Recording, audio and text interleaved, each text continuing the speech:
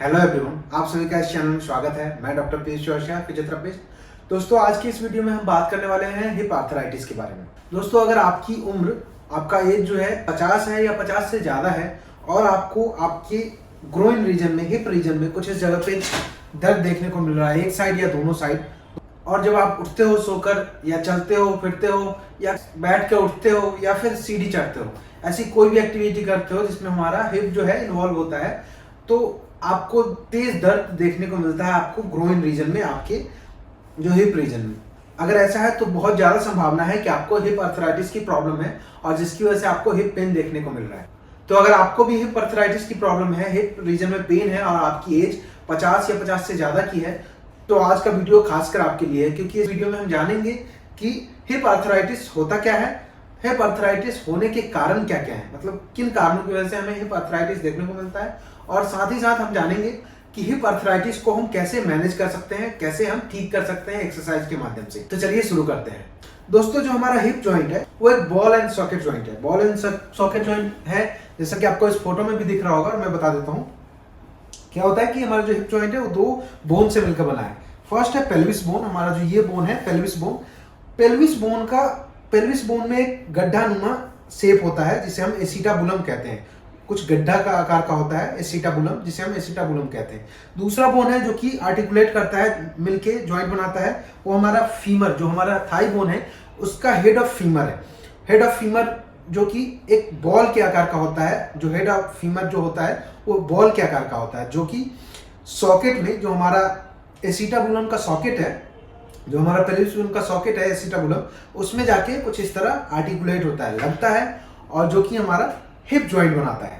तो इन दोनों joint surface, मतलब एसिटाबुलम और हमारा हेड ऑफ फीमर के बीच एक आर्टिकुलर कार्टिलेज होता है, और यह कह सकते हैं कि ग्रेस होता है, जो कि जॉइंट को मोबिलिटी, जॉइंट को अच्छे से स्मूथली मूव कराता है। और जैसा कि हम जानते हैं कि हमारा हिप जॉइंट एक वेट बियरिंग जॉइंट है, मतलब हम जब कोई एक्टिविटी करते हैं, जैसे चलते फिरते हैं, सीढ़ी चढ़ते हैं, सुबह सो के उठते हैं, बैठते हैं, मतलब कोई भी एक्टिविटी करते हैं जिसमें हमारा हिप इन्वॉल्व है, तो ऐसे में क्या होता है कि हमारा हिप जॉइंट एक वेट बियरिंग जॉइंट है।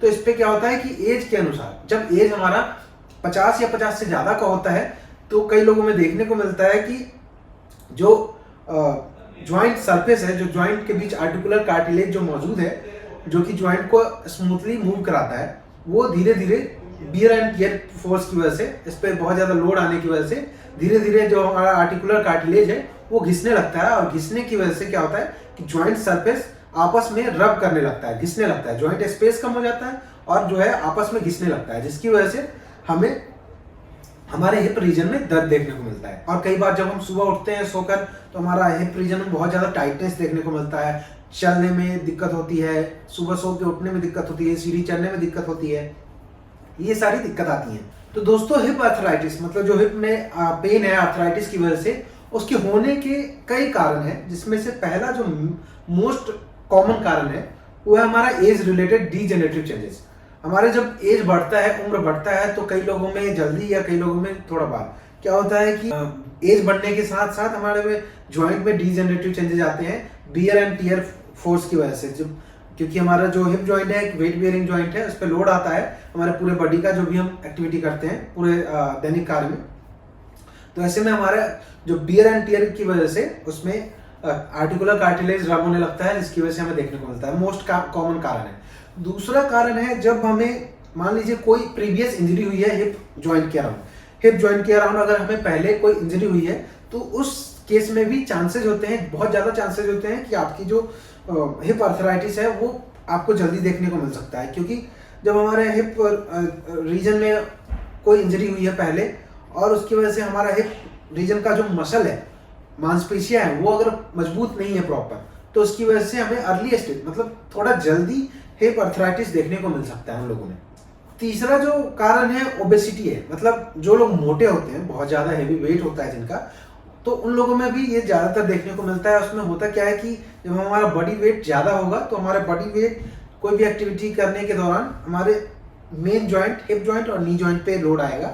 तो जब हमारे हिप जॉइंट पे लोड आता है, तो हमारा जो आर्टिकुलर कार्टिलेज है, बियर टियर ज्यादा होता है उसमें जॉइंट सरफेस के बीच, और जिसकी वजह से हमें, जो लोग मोटे हैं जो लोग ओवरवेटेड हैं उनमें ये कंडीशन ज़्यादातर देखने को मिल सकता है। तो नेक्स्ट जो हिप आर्थराइटिस होने का कारण है वो देखा जाता है कि जिन लोगों की फैमिली हिस्ट्री है आर्थराइटिस होने का, मतलब आपके घर में किसी और को भी हो रखा है या उनसे पहले भी किसी को होता था या हुआ है हिप आर्थराइटिस का प्रॉब्लम या नी आर्थराइटिस का प्रॉब्लम या ऑस्टियोआर्थराइटिस, रूमेटॉइड आर्थराइटिस, इन सारी आर्थराइटिस का अगर प्रॉब्लम उनके फैमिली हिस्ट्री है तो उन लोगों में भी ज्यादातर देखने को मिलता है कि हिप आर्थराइटिस होने के चांसेस ज्यादा बढ़ जाते हैं। तो अगर आपकी भी उम्र 50 या 50 से ज्यादा की है और आपको आपके हिप रीजन में दर्द देखने को मिल रहा है तो सबसे पहले हम इसके लिए डायग्नोस्टिक टेस्ट कराएंगे ताकि हमें कंफर्म हो जाए कि जो हमारा प्रॉब्लम है एक्चुअल में हिप आर्थराइटिस की वजह से हमें हिप पेन देखने को मिल रहा है या फिर कोई और पैथोलॉजी है, कोई और कंडीशन है जिसकी वजह से हमें हिप पेन देखने को मिल रहा है।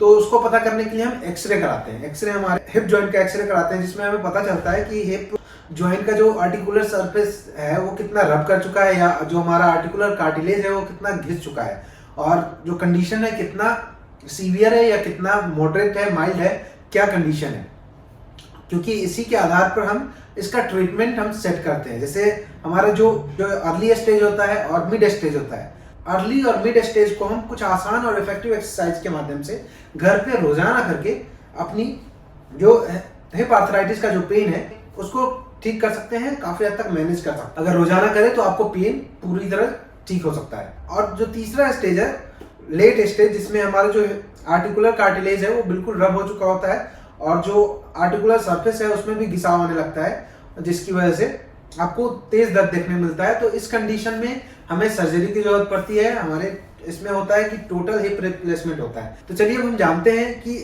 अर्ली स्टेज और मिड स्टेज में जब हमें हिप आर्थराइटिस का पेन देखने को मिल रहा है और आपने एक्सरे करा लिया है, आपको एक्सरे में आया है हिप आर्थराइटिस है, तो उस कंडीशन में हम कुछ आसान और इफेक्टिव एक्सरसाइज करेंगे जिसे आप रोजाना अगर करें घर पे तो आप अपने कंडीशन को काफी हद तक मैनेज कर सकते हैं और जो पेन है उसको पूरी तरह ठीक कर सकते हैं।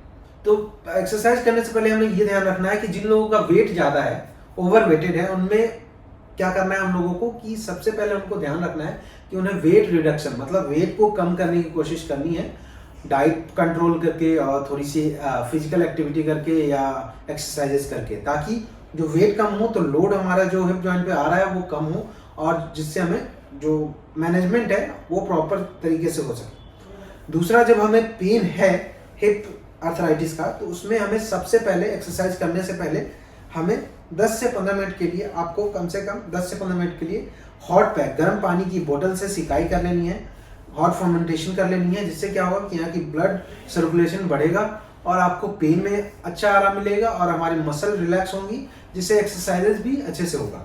तो चलिए अभी हम फर्स्ट एक्सरसाइज करते हैं। तो अभी हम करेंगे मसल स्ट्रेंथनिंग पे फोकस, क्योंकि जब हमारी मसल वीक होंगी और हमें ऑब्वियस सी बात है कि जब हमें हिप आर्थराइटिस की प्रॉब्लम है तो जिसकी वजह से हमारी जो हिप रीजन की मसल है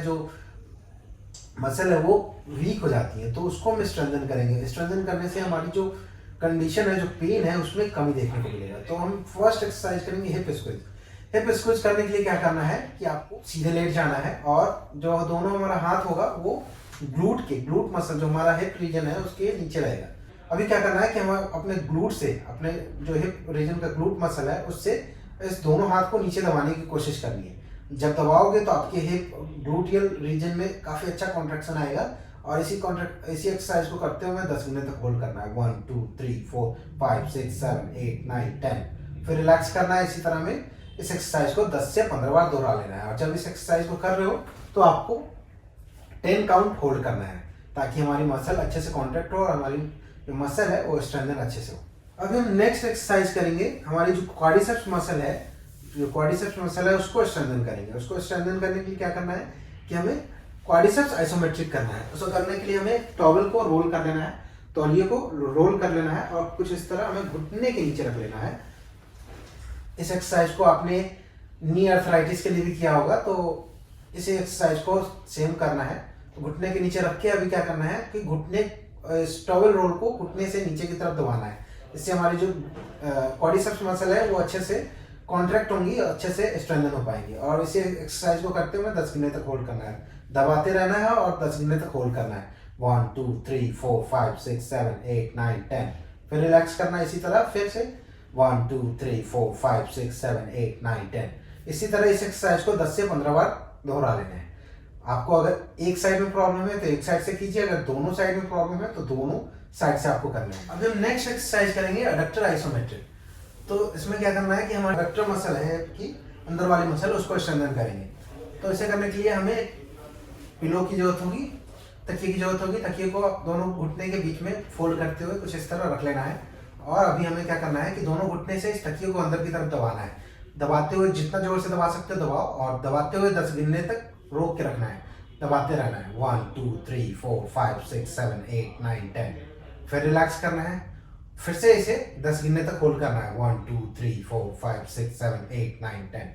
इसी तरह इस एक्सरसाइज को 10 से 15 बार दोहरा लेंगे। अब हम नेक्स्ट एक्सरसाइज करेंगे अबडक्टर आइसोमेट्रिक। इसे करने के लिए हमें क्या करना है कि एक थेराबैंड की जरूरत होगी। थेराबैंड को बांध ले या थेराबैंड लूप ले ले और कुछ इस तरह घुटने के ऊपर रख ले और दोनों घुटने को कुछ इस तरह फोल्ड कर ले, मोड़ ले। और अभी क्या करना है कि जब अपने दोनों घुटने को बाहर की तरफ ले जाके और मैक्सिमम पॉइंट जहाँ पे अच्छा रेजिस्टेंस फील हो रहा है वहाँ पे रोके और 10 गिनने तक होल्ड करें। 1 2 3 4 5 6 7 8 9 10। इससे जो हमारे हिप जॉइंट की जो बाहर वाली मसल है, लेटरल मसल है, वो स्ट्रेंथन होगी। अभी हम नेक्स्ट एक्सरसाइज करेंगे। हम अपनी ग्लूटियल मसल को, जो हमारी ग्लूटियल मसल है, उसको स्ट्रेंथन करने के लिए हम ग्लूटियल ब्रिज करेंगे। इसे करने के लिए क्या करना है कि हमें एडी केबल, जो हमारा हील है, उसके बल अपने हील को रख लेना है और थोड़ा दूर रखना है। और अभी क्या करना है कि अपने कमर को ऊपर उठाना है। कमर को ऊपर उठाते हुए 10 गिनने तक होल्ड करना है। 1 2 3 4 5 6 7 8 9 10। इससे आपकी ग्लूटियल मसल पे काफ़ी अच्छा कॉन्ट्रैक्शन आएगा और आपकी ग्लूटियल मसल काफ़ी अच्छे से स्ट्रांग होगी। 1 2 और इसी करते हुए हमें 10 गिनने तक होल्ड करना है। 1 2 3 4 5 6 7 8 9 10। फिर नीचे लाना है, फिर इसी तरह हमें ऊपर लाते हुए 10 गिनने तक होल्ड करना है और इसी तरह हमें इस एक्सरसाइज को भी 10 से 15 बार दोहरा लेने हैं। अभी हम नेक्स्ट एक्सरसाइज करेंगे सिंगल लेग ग्लूट ब्रिज। इसे करने के लिए क्या करना है कि अभी हमें जो जिस साइड में प्रॉब्लम है उस साइड से करना है। अगर दोनों साइड से प्रॉब्लम है तो एक एक करके दोनों साइड से कर सकते हो। तो करने के लिए क्या करना है कि जिस साइड में हमें प्रॉब्लम है उस साइड के हील के सहारे अपने एडी को रखना है और जो दूसरा पैर है उसको फिगर ऑफ 4 की तरह दूसरे पैर से सपोर्ट पे रख लेना है। और अभी हमें अपने कमर को ऊपर उठाना है। ऊपर उठाते हुए 10 गिनने तक होल्ड करना है। 1 2 3 4 5 6 7 8 9 10। फिर से नीचे ले आना है। इसी तरह इस एक्सरसाइज को भी 10 से 15 बार दोहरा लेंगे। अभी हम नेक्स्ट एक्सरसाइज करेंगे जो हमारी ग्लूटियल मसल है उसको स्ट्रेंथन करेंगे। उसको स्ट्रेंथन करने के लिए क्या करना है कि खड़े होके क्या करना है कि अपने पैर को कुछ इस तरह पीछे ले जाना है, फिर आगे लाना है, पीछे ले जाना है, आगे लाना है, पीछे ले जाना है, आगे ले जाना है। इसको जब आसानी से आप करने लग जाओ तो इसी को आप प्रोग्रेस कर सकते हो कि आपको दीवार के सहारे खड़े हो, दीवार के आगे खड़े हो जाना है। और अभी क्या करना है कि पैर को पीछे लेके जाना है जिस तरफ हमें प्रॉब्लम है और अभी दीवार पे हमें पैर को पुश करना है, पीछे की तरफ दीवार को धक्का देना है।